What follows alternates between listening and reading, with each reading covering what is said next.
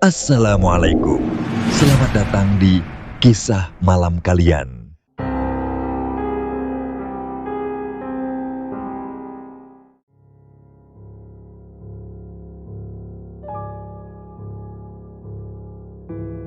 Malam ini, saya akan membawakan satu kisah mistis dari seseorang yang bernama Puji. Kisah ini terjadi sekitar tahun 2012 saat Puji bekerja sebagai sopir logistik di sebuah perusahaan di Bogor. Teman-teman harus tahu, dunia ekspedisi malam itu dunia yang berbeda. Saat kita tidur nyenyak di kasur empuk, para sopir ini bertaruh nyawa di aspal yang gelap. Musuh mereka bukan cuma begal atau remblong, tapi juga penghuni jalanan yang tak kasat mata. Dan salah satu jalur yang paling melegenda yang menjadi latar cerita kita malam ini adalah Alas Roban.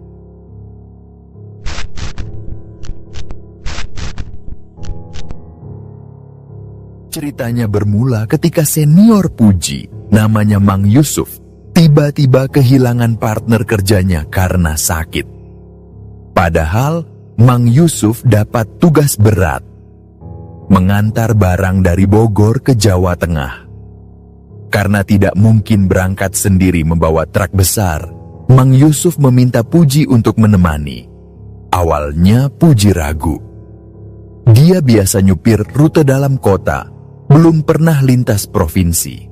Tapi Mang Yusuf meyakinkan Puji dengan alasan klasik. Butuh teman ngobrol, biar nggak ngantuk. Saat membicarakan rute, Puji sempat kaget karena Mang Yusuf memilih jalur yang tidak biasa.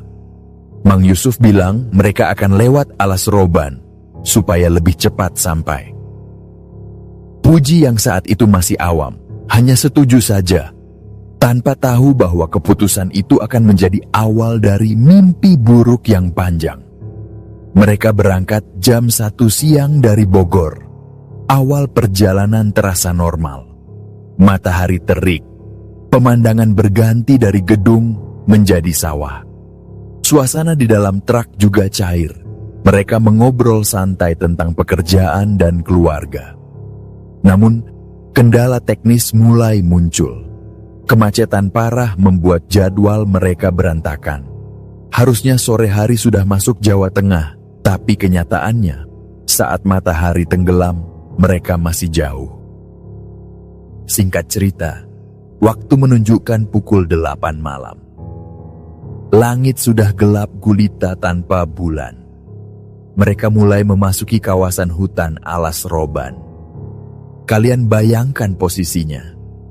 Jalanan berkelok tajam, dikelilingi pohon jati raksasa, di kanan kiri yang membentuk terowongan gelap. Penerangan jalan sangat minim. Hanya sorot lampu truk mereka yang membelah kegelapan.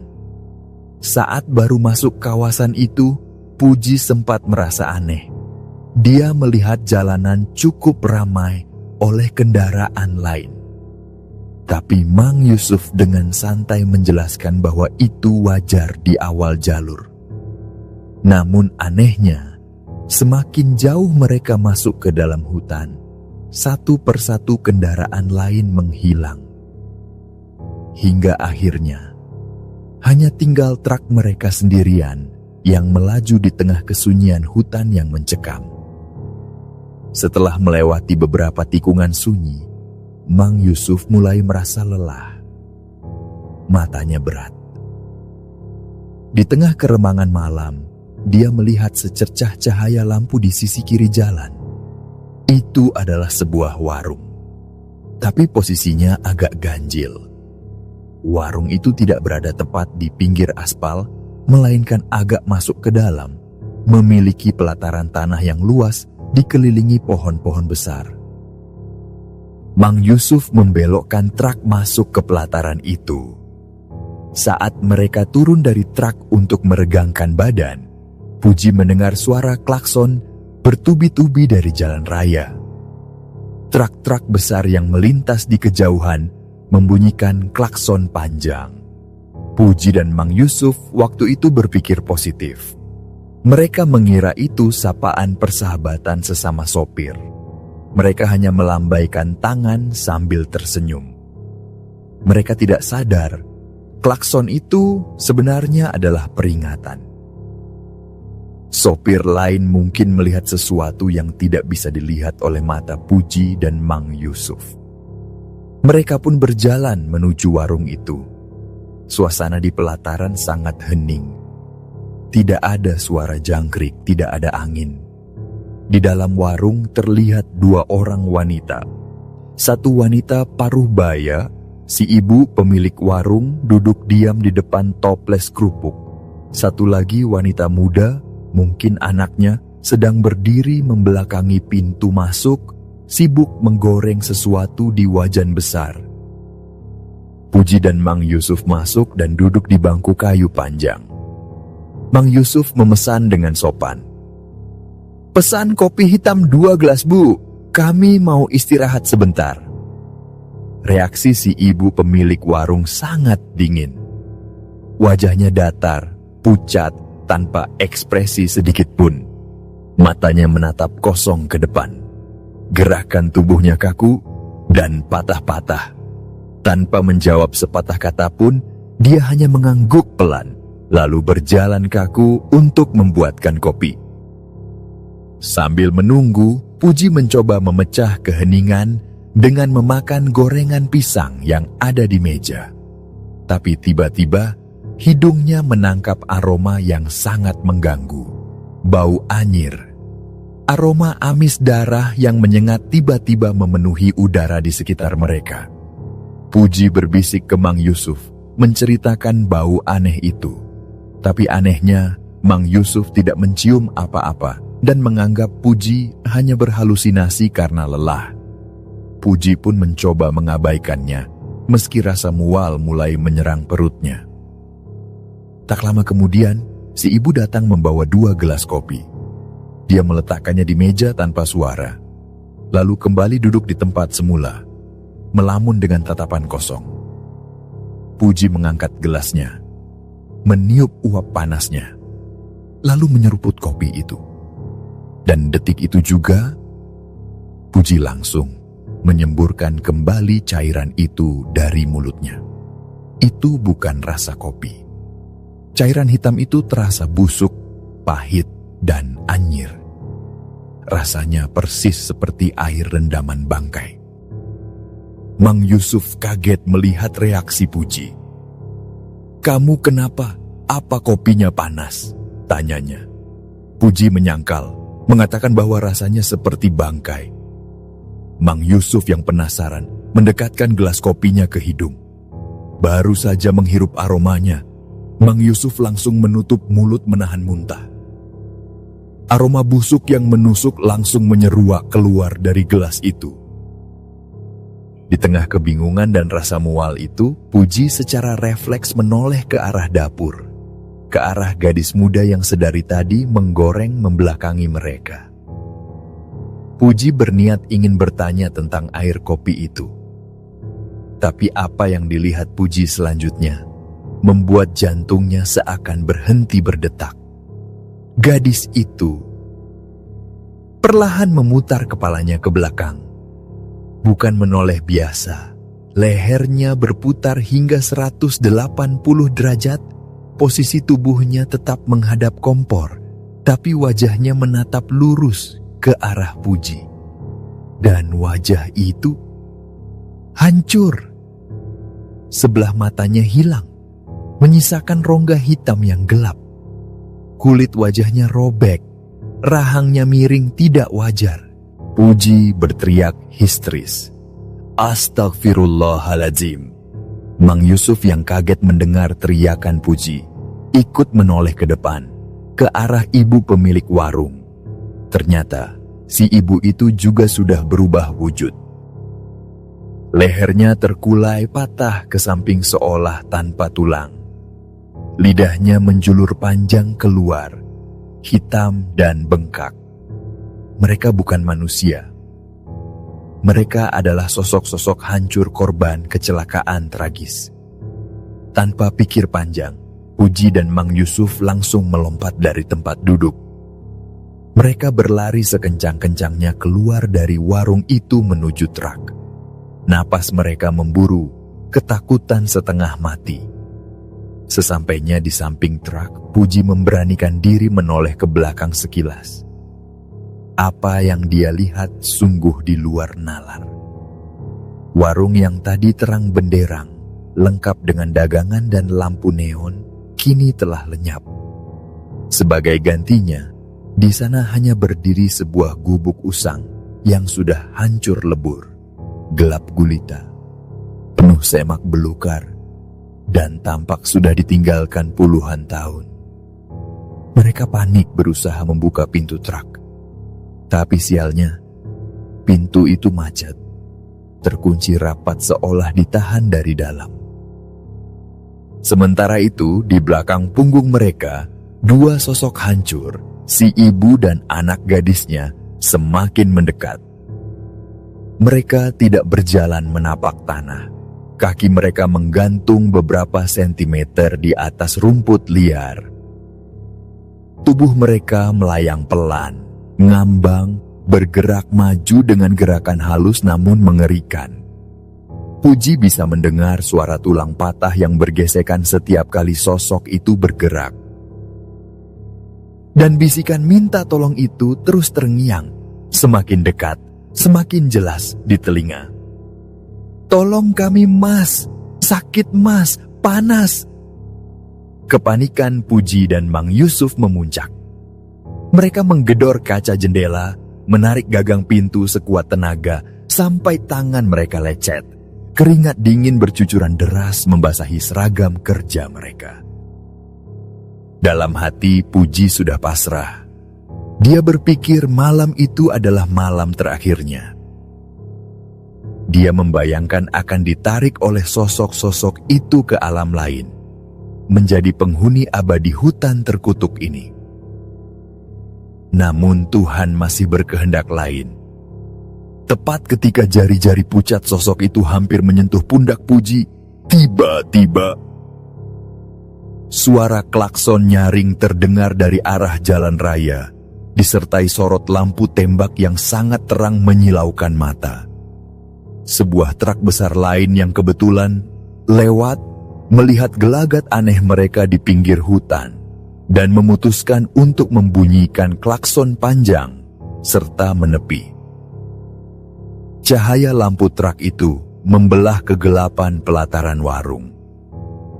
Dan ajaibnya, begitu cahaya itu menyinari area tempat Puji berdiri, dua sosok hancur tadi lenyap seketika. Hilang seperti asap yang tertiup angin kencang. Suara bisikan itu berhenti. Bau anyir darah itu memudar. Truk penyelamat itu berhenti tepat di depan truk Puji. Dua orang pria, sopir dan keneknya, melompat turun dan berlari menghampiri Puji dan Mang Yusuf yang masih gemetaran hebat. "Kenapa, Mas? Ada apa?" tanya sopir truk itu sambil mengguncang bahu Puji.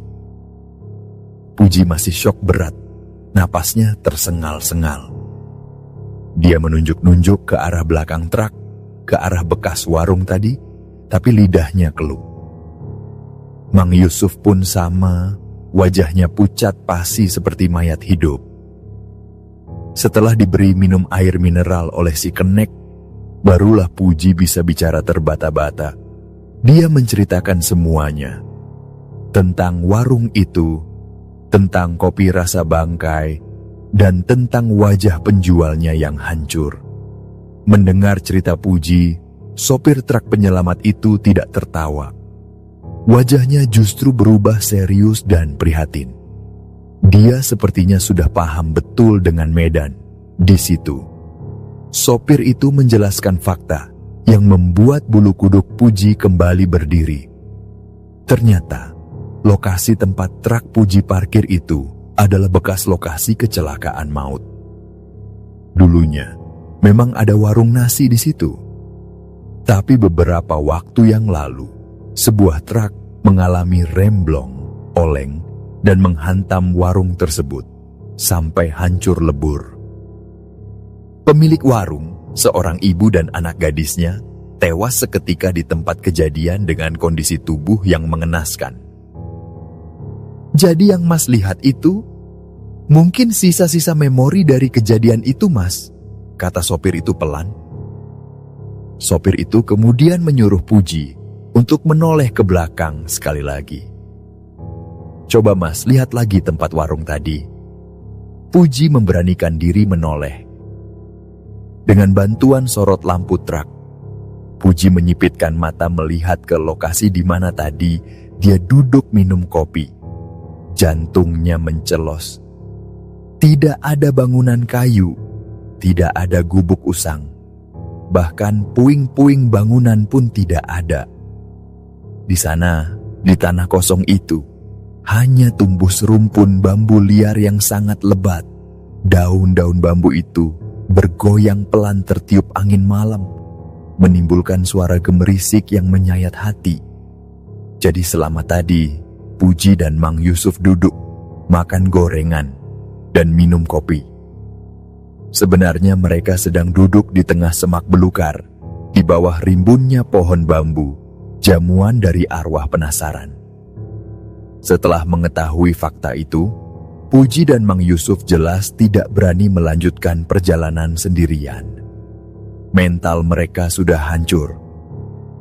Untungnya, sopir truk penyelamat itu berbaik hati.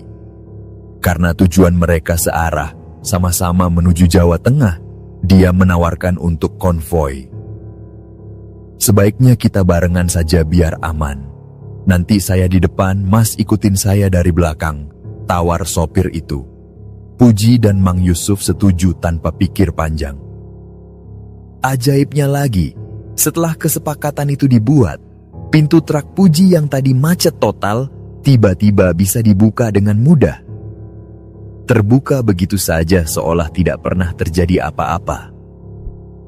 Mereka pun naik kembali ke kabin. Mang Yusuf memegang setir dengan tangan yang masih gemetar. Dia menyalakan mesin, dan mesin pun menyala lancar. Mereka mulai melaju, mengikuti di belakang truk penyelamat tadi. Perasaan sedikit lega mulai muncul. Setidaknya ada teman di jalan. Ada lampu belakang truk di depan yang bisa dijadikan patokan. Puji terus memandangi lampu belakang truk di depannya itu sebagai satu-satunya pegangan harapan di tengah hutan gelap. Namun, kelegaan itu tidak berlangsung lama. Baru beberapa kilometer mereka melaju. Puji menyadari sesuatu yang aneh. Jarak antara truk mereka dan truk depan tidak terlalu jauh. Jalannya lurus, tidak ada belokan tajam, tidak ada persimpangan jalan desa. Kiri kanan hanya tebing dan jurang hutan. Puji menunduk sebentar untuk mengambil botol minum. Hanya sedetik. Saat dia mendongak lagi ke depan, truk di depannya sudah hilang. Lampu belakang yang tadi dia jadikan patokan lenyap ditelan kegelapan. Jalanan di depan mereka kosong melompong, gelap gulita. Puji kaget setengah mati. Mobil depan kemana, Mang? Mang Yusuf juga bingung, matanya nanar menatap jalanan kosong. Nggak tahu, Ji. Perasaan tadi masih ada di depan mata. Kok tiba-tiba ngilang gitu aja? Padahal nggak ada belokan dari tadi. Mustahil sebuah truk besar bisa menghilang dalam hitungan detik di jalan lurus tanpa jejak. Tidak ada suara mesin menjauh, hilang begitu saja, seolah-olah truk penyelamat tadi juga bagian dari ilusi hutan alas Roban. Atau mungkin mereka sudah masuk ke dimensi yang berbeda sejak dari warung tadi? Ketakutan Mang Yusuf sudah mencapai batasnya. Dia bergumam berkali-kali. Jangan sampai kejadian lagi. Saya sudah kapok. Mereka terus melaju tanpa arah yang jelas, hanya mengikuti aspal hitam di depan.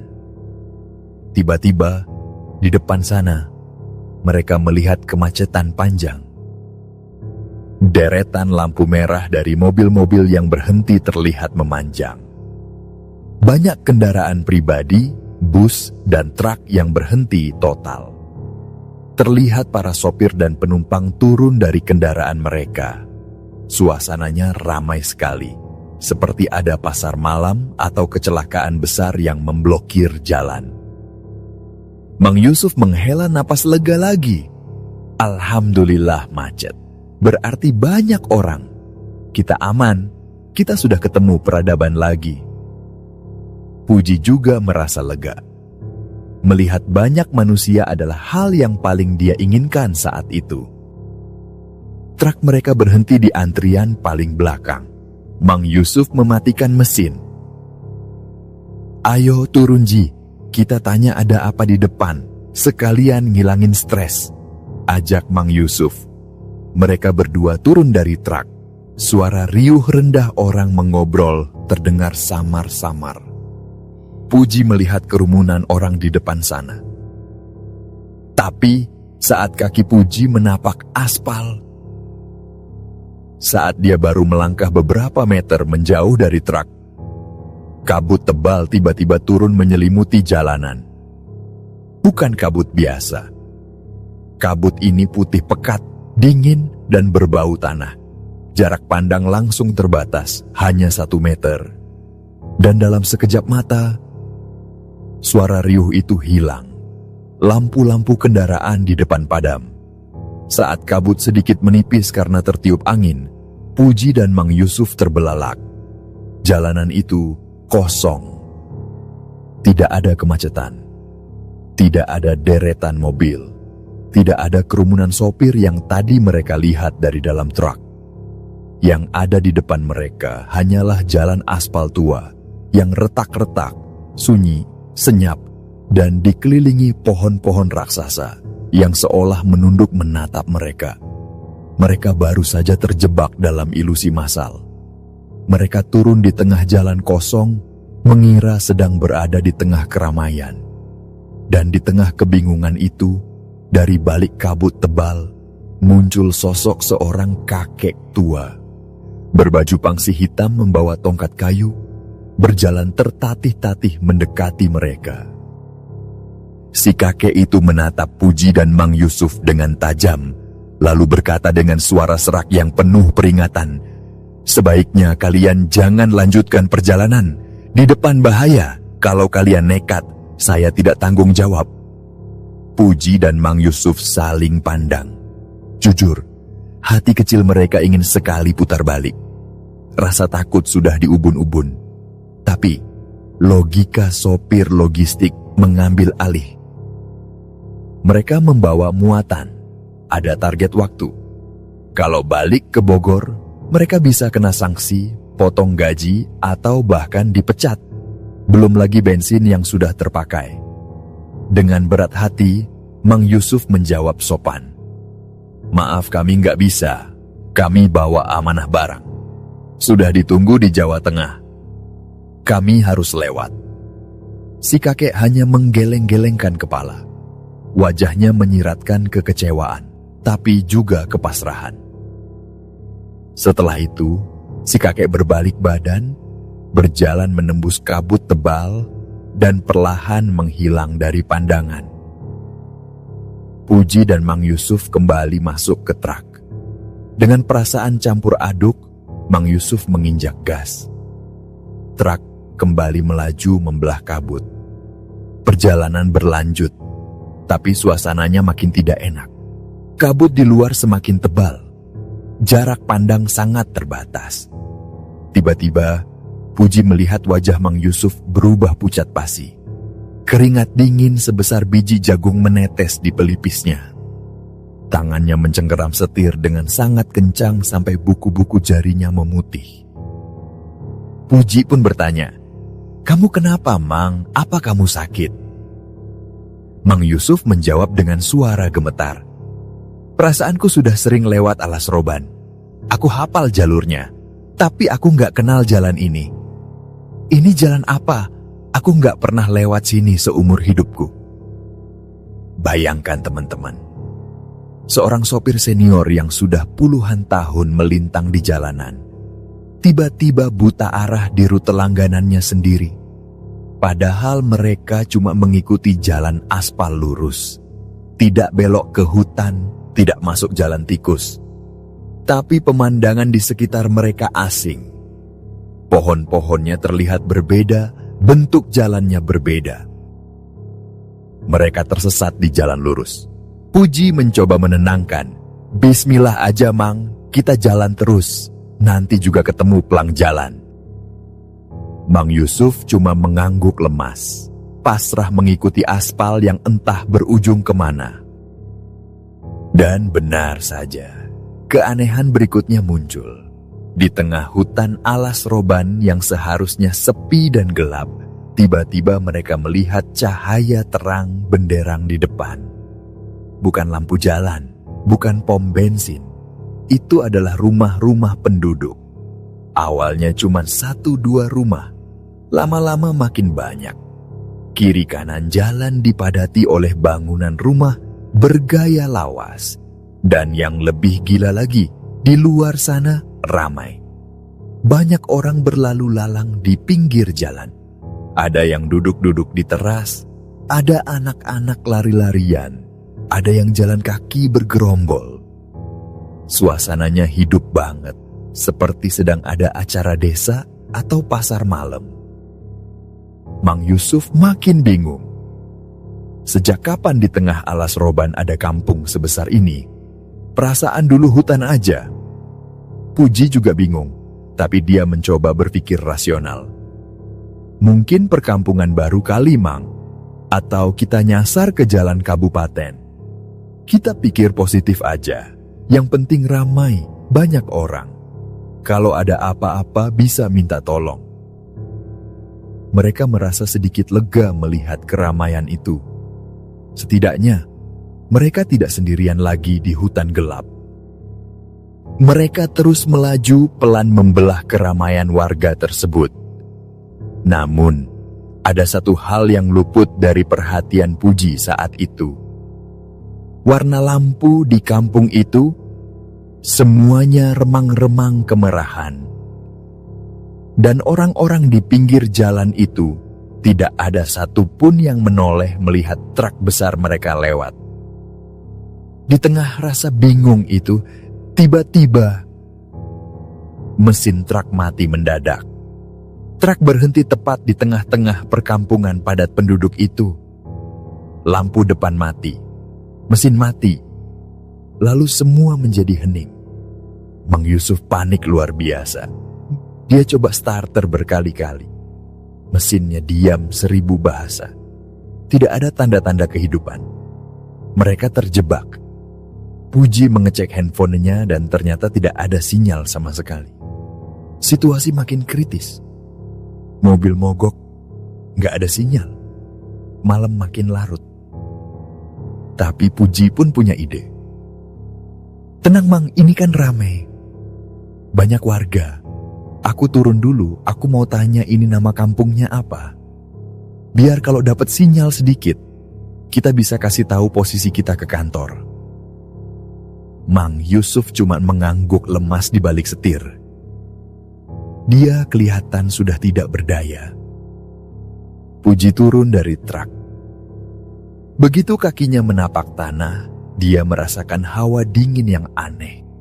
Padahal di sekelilingnya banyak orang. Puji berjalan menghampiri sekumpulan warga yang sedang berdiri di pinggir jalan. Ada bapak-bapak, ada ibu-ibu yang menggendong anak. Puji menyapa dengan sopan. Maaf ganggu, Pak, mobil saya mogok. Saya mau tanya, ini desa apa ya namanya? Saya mau lapor kantor. Namun semua hening. Tidak ada jawaban. Bapak-bapak itu hanya diam. Lalu perlahan, mereka menoleh ke arah Puji. Mereka menatap Puji tepat di mata. Dan perlahan, bibir mereka menarik sebuah senyuman. Senyuman yang kaku. Mereka tersenyum lebar, tapi matanya tidak ikut tersenyum. Matanya melotot, datar, tanpa emosi. Puji merasa aneh. Dia coba tanya ke orang lain. Dia lari ke arah sekelompok pemuda. Numpang tanya, Mas? Reaksinya sama. Mereka berhenti beraktivitas, menoleh pelan, menatap Puji dan tersenyum. Tanpa suara, tanpa kata. Hanya senyuman menyeringai yang seragam di wajah semua orang.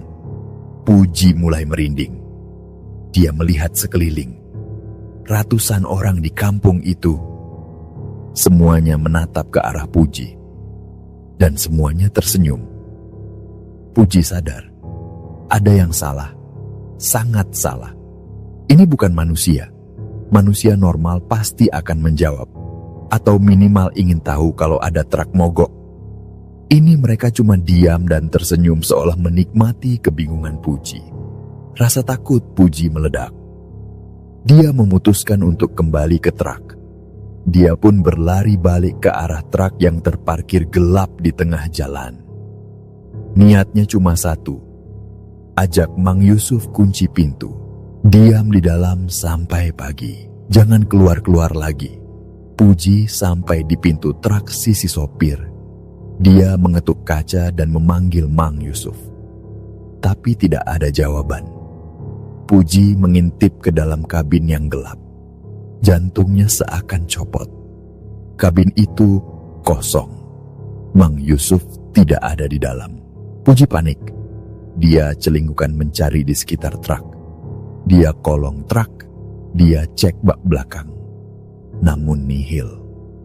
Puji berteriak memanggil nama seniornya di tengah keramaian kampung itu. Tapi suaranya tenggelam dalam keheningan yang ganjil. Mang Yusuf telah hilang tanpa jejak. Di sekelilingnya, ratusan warga desa misterius itu masih berdiri mematung, menatap Puji dengan senyuman kaku yang seragam. Puji menyadari satu hal, jika dia tetap diam di sana, kemungkinan besar dia akan bernasib sama dengan Mang Yusuf. Naluri bertahan hidupnya mendesak dia untuk segera pergi. Dengan sisa keberanian yang ada, Puji mengambil senter dari dashboard truk, lalu memutuskan untuk berlari menjauh dari kerumunan ganjil tersebut. Dia berjalan kaki menyusuri jalan aspal gelap itu sendirian. Tujuannya hanya satu, mencari sinyal telepon untuk meminta bantuan. Namun, keanehan kembali terjadi. Semakin jauh Puji berjalan meninggalkan truk, pemandangan di sekitarnya perlahan berubah. Rumah-rumah penduduk yang tadinya ramai dan terang, satu persatu menghilang di telan kegelapan. Jalan aspal lebar yang dia injak, lambat laun menyempit hingga berubah menjadi jalan setapak tanah yang penuh dengan rumput liar dan semak belukar. Puji tentu saja merasa bingung. Bagaimana mungkin jalan raya bisa berubah menjadi jalan tikus di tengah hutan rimba? Namun, rasa takut membuatnya tidak berani menoleh ke belakang. Dia terus memaksakan kakinya melangkah lurus ke depan, menembus kegelapan hutan jati yang sunyi senyap.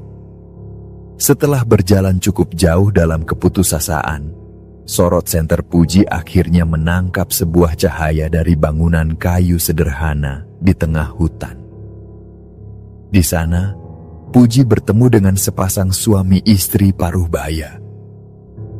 Penampilan mereka sangat sederhana dan wajah mereka teduh, sangat berbeda dengan warga tersenyum yang tadi Puji temui di perkampungan aneh itu. Puji menceritakan kondisinya kepada pasangan tersebut. Dia menjelaskan bahwa temannya hilang dan truknya mogok. Pasangan suami istri itu mendengarkan dengan tenang, lalu memberikan petunjuk arah yang sangat spesifik. Mereka menyarankan Puji untuk tidak kembali ke arah mobil, melainkan terus berjalan lurus hingga menemukan pertigaan, lalu mengambil jalur kanan. Puji menuruti nasihat tersebut. Setelah mengucapkan terima kasih, dia kembali berlari mengikuti instruksi yang diberikan.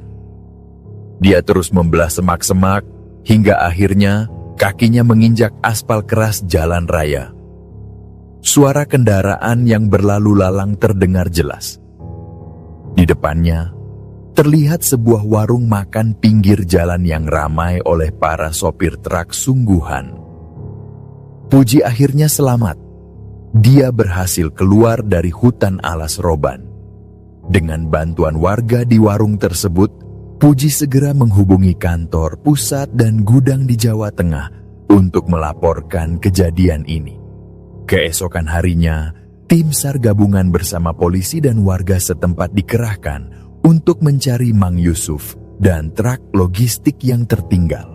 Puji memimpin pencarian tersebut karena dia merasa sangat yakin dengan rute yang baru saja dia lalui semalam. Namun, disinilah kewarasan Puji benar-benar diuji. Saat Puji menunjuk lokasi di mana dia bertemu pasangan suami istri penunjuk jalan, semua orang terdiam. Rumah kayu berlampu petromak yang semalam Puji lihat sama sekali tidak ada. Lokasi itu hanyalah tanah kosong yang dipenuhi semak berduri. Tidak ada bekas bangunan, bahkan tidak ada jejak kehidupan manusia di sana. Keanehan semakin memuncak saat tim pencari akhirnya menemukan truk box milik mereka. Posisi truk itu sungguh di luar nalar. Truk besar itu tidak ditemukan di pinggir jalan raya ataupun jalan desa, seperti ingatan Puji. Truk itu ditemukan jauh di tengah hutan, terperosok di antara pepohonan jati yang sangat rapat. Posisinya seolah terkunci. Bodi truk terhimpit oleh pohon-pohon besar di sisi kanan dan kirinya, dengan jarak hanya beberapa sentimeter. Secara logika, mustahil kendaraan sebesar itu bisa masuk ke sana tanpa menebang pohon atau meninggalkan jejak ban yang dalam. Truk itu seolah-olah diletakkan dari atas langit, tepat ke sela-sela pepohonan. Puji hanya bisa terdiam mematung. Ingatannya tentang jalan raya, perkampungan ramai, dan kemacetan semalam ternyata hanyalah ilusi yang diciptakan oleh hutan tersebut. Pencarian terhadap Mang Yusuf terus berlanjut hingga sore hari. Menjelang waktu maghrib, barulah Mang Yusuf ditemukan. Dia tergeletak pingsan di sebuah rimbunan bambu yang membentuk lorong gelap. Saat disadarkan, kondisi Mang Yusuf sangat memprihatinkan. Dia tampak linglung, tatapannya kosong. Dia tidak mengenali Puji, bahkan dia lupa siapa dirinya sendiri. Ingatannya seolah terhapus total. Jiwanya terguncang hebat akibat pengalaman mengerikan yang dia alami sendirian di dalam hutan. Setelah proses evakuasi selesai, fakta yang paling mengejutkan akhirnya terungkap saat Puji menghubungi pihak gudang. Puji mengira mereka hanya mengalami kendala selama 1 malam. Berangkat sore, mogok malam, dan ditemukan pagi hari. Namun, pihak kantor memberikan informasi yang membuat Puji syok berat. Ternyata, Puji dan Mang Yusuf sudah dinyatakan hilang kontak selama 1 minggu. Selama 7 hari penuh, mereka dianggap hilang tanpa kabar. Padahal bagi Puji, kejadian itu rasanya hanya berlangsung kurang dari 24 jam. Puji tidak menyadari bahwa selama 1 minggu itu, dia dan Mang Yusuf sebenarnya telah terperangkap dalam dimensi waktu yang berbeda di desa gaib tersebut. Pasca kejadian itu, truk berhasil dievakuasi dengan susah payah. Box kontainer bahkan harus dibongkar di tempat agar truk bisa dikeluarkan dari jepitan pohon. Puji dan Mang Yusuf akhirnya pulang ke Bogor. Puji perlahan bisa memulihkan traumanya, meskipun dia memutuskan untuk tidak lagi mengambil rute luar kota. Namun, nasib malang menimpa Mang Yusuf. Hingga bertahun-tahun setelah kejadian itu, kondisi mental Mang Yusuf tidak pernah kembali normal. Dia sering melamun, bertingkah seperti anak kecil, dan tidak bisa mengingat masa lalunya. Segala upaya pengobatan, baik medis maupun non-medis, telah dilakukan oleh keluarga, namun hasilnya nihil. Sebagian jiwa Mang Yusuf sepertinya tertinggal selamanya di alas roban.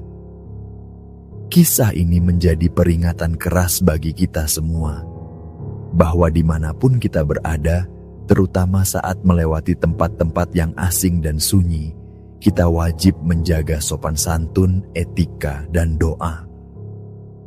Kita tidak pernah tahu kapan jalan aspal yang kita lalui tiba-tiba berubah menjadi gerbang menuju dunia lain. Terima kasih sudah menyimak kisah Puji hari ini. Semoga menjadi pelajaran berharga. Sampai jumpa di kisah selanjutnya.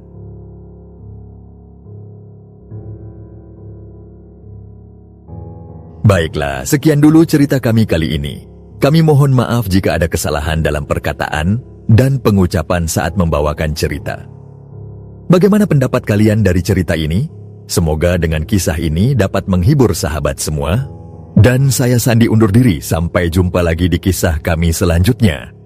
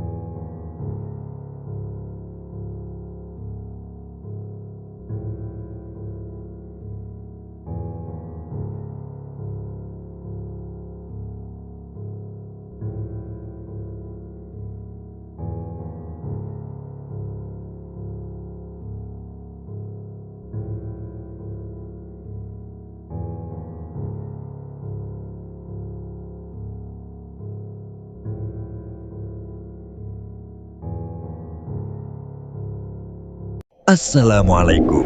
Selamat datang di Kisah